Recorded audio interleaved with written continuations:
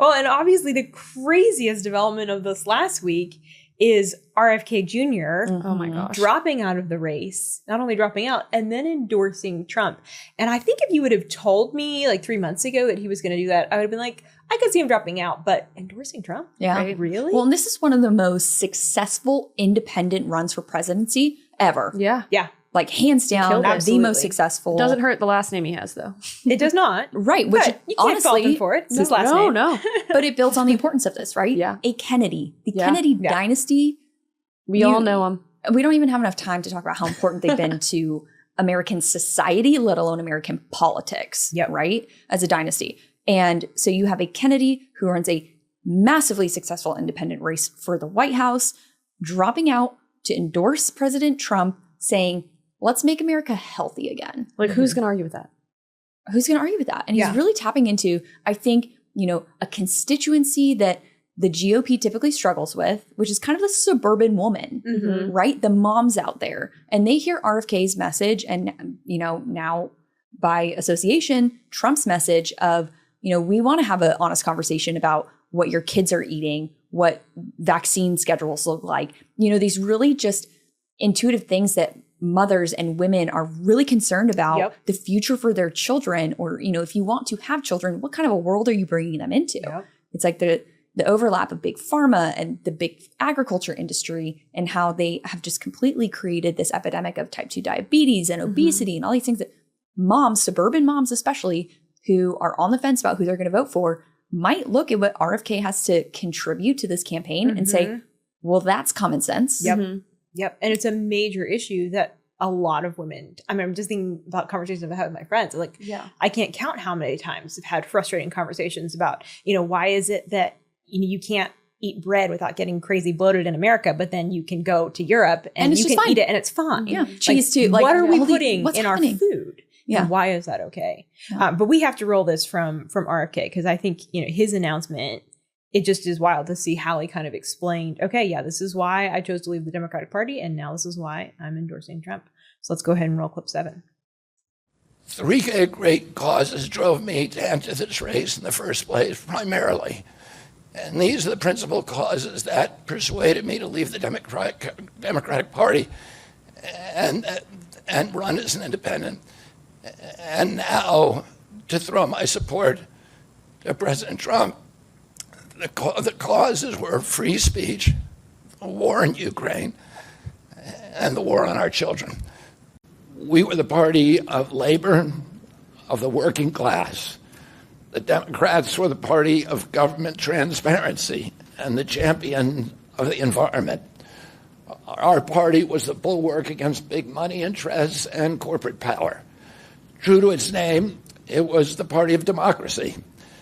As you know, I left that party in October because it had departed so dramatically from the core values that I grew up with. It had become the party of war, censorship, corruption, big pharma, big tech, big ag, and big money. Very clear. Oh, he drew that line in the sand. And what I think is so interesting about that is we've seen, it's almost like he was the first to walk away from the Democratic Party and say, no, it's going to be, or he's not the first, but the big player that, has led to many people now that were formerly Democrats or still are Democrats and now endorsing Trump. Like he put that tweet out the other day about Tulsi calling her Wonder Woman has joined the Justice League. And like, truly, listen to what he just said.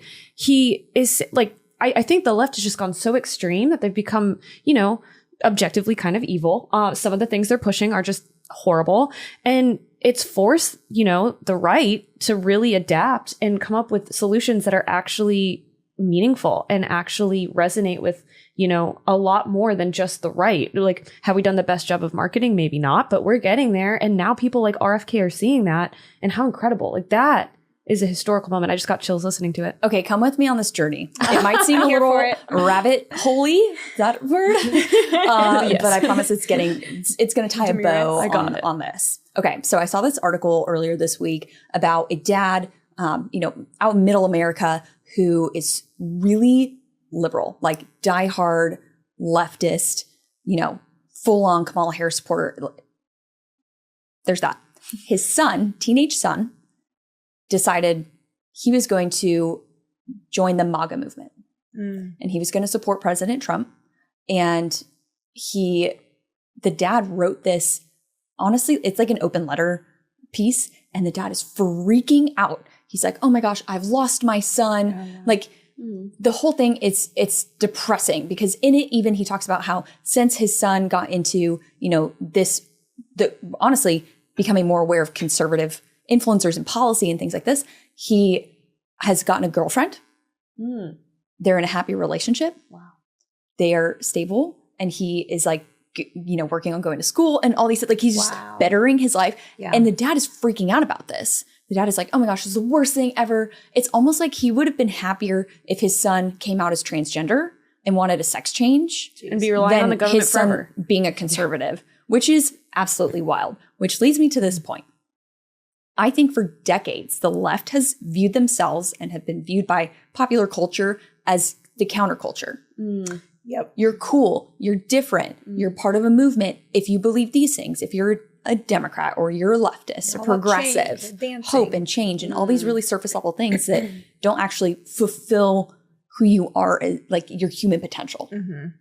All that to say, I do think that what we're seeing with people like RFK and Tulsi Gabbard, first stepping away from the Democratic Party and then making the full jump to supporting President Trump in his race for the White House, you are now seeing the political right becoming the new counterculture. And I think it ties into things that RFK talks about, right? Yeah. How many, even if they're not overtly political, but just conservative or like influencers on your favorite social media platform that are like, I don't want to like girl boss anymore and have my entire identity wrapped up in just the work I do. Like, I want to be a wife. I want to have children. I want to move to the middle of nowhere and have a few acres and like have chickens and get my own eggs or have raw milk. Like just these things that are really elementary. It's really simple, but that bring more fulfillment to your life than just on the surface pretending to be all about hope and change and nonsense. Yeah. Well, I think you're so right because when you think about being on a college campus today, if you're a conservative,